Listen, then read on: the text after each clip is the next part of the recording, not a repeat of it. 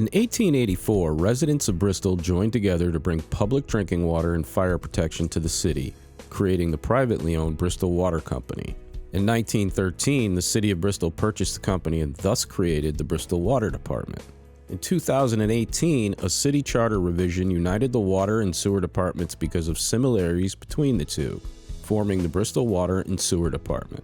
The department consists of two divisions, water and sewer, which are broken down to 6 sections: administrative, construction, sewer collection, metering, sewer treatment, and water treatment.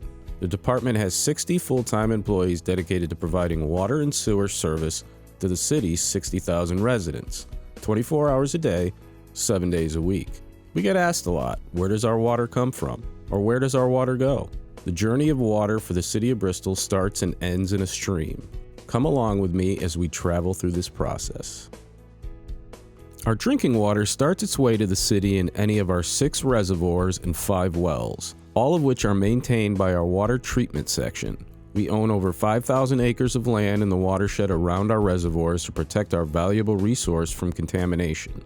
Reservoirs are carefully monitored each day, samples are always being collected, and daily tests are performed to ensure not only compliance with state and federal laws, but to also ensure we have the highest quality water available for our customers. Reservoir number 1's gatehouse allows raw water to flow into the treatment plant. Once in the plant, untreated water goes through a conventional water treatment process consisting of flocculation, coagulation, sedimentation, and filtration through 2 treatment trains. The water treatment plant produces on average 6 million gallons a day, but can process up to 12 million gallons per day if needed. Once the conventional treatment is complete, the raw water has chemicals added for disinfection and pH adjustment. These chemicals are provided time to mix with the raw water through a baffled tank named a clear well before water is considered to be safe for consumption, or as we say, potable. Samples are taken daily at all treatment processes and analyzed either in our laboratory or by an outside firm to ensure our water meets all regulatory requirements. As you can tell, the treatment plant has several layers of backup or redundancy so that we can ensure there is no interruption to the quality and quantity of treated water to the city. As our potable water leaves the plant, it goes to many areas of the city through the 300 miles of water main to get to customers' faucets. Bristol has approximately 19,000 service connections, over 5,000 valves, and 1,500 public fire hydrants, all of which are maintained by our construction section.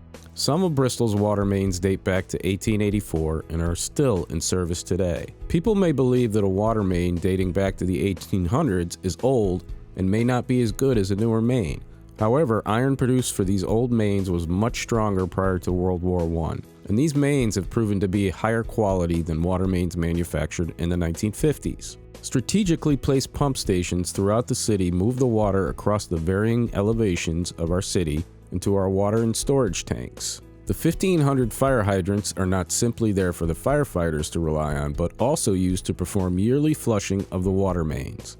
This flushing removes sediments from the water mains and any stagnation that may occur to ensure the best quality of water is being delivered to our customers.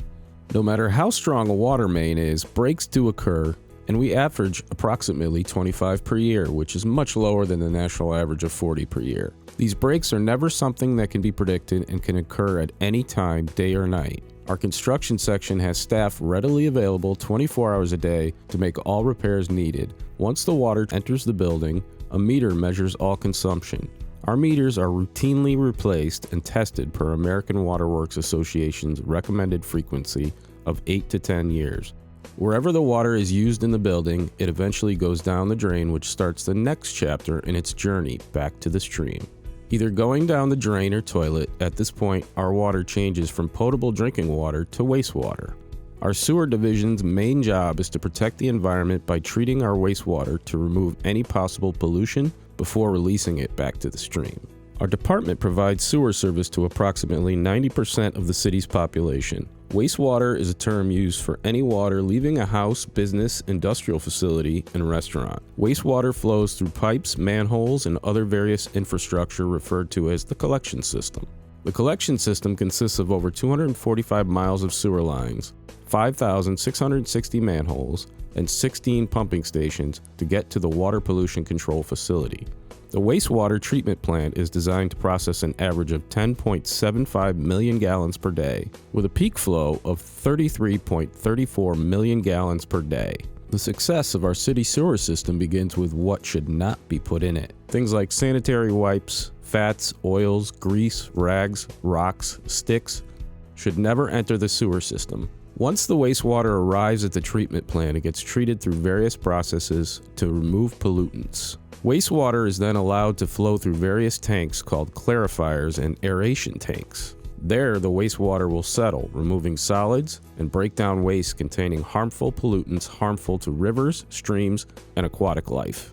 Finally, harmful nutrients to the environment such as nitrogen and phosphorus are removed while the wastewater is disinfected using ultraviolet lights to remove any bacteria. Once the treatment process is complete, the remaining water is discharged back to the stream. Discharge of treated wastewater from the treatment plant to the stream is heavily regulated by state and federal agencies. Samples are collected and analyzed through every step of the treatment process daily by our employees who are licensed by the state of Connecticut. In closing, I hope you have a clearer understanding of the numerous steps involved in processing your next glass of water, the many stages of treating wastewater, and how many employees play an intricate role in the Bristol Water and Sewer Department's success. The most important lesson to take away is knowing that everyone has a part in the health, preservation, and success of this delicate operation. Knowing what not to flush down the toilet will help keep the environment safe and protect our drinking water for many generations to come. On behalf of the commissioners, superintendent, managers, and employees, we hope you have enjoyed this video, and thank you for doing your part in valuing Bristol's best beverage, water.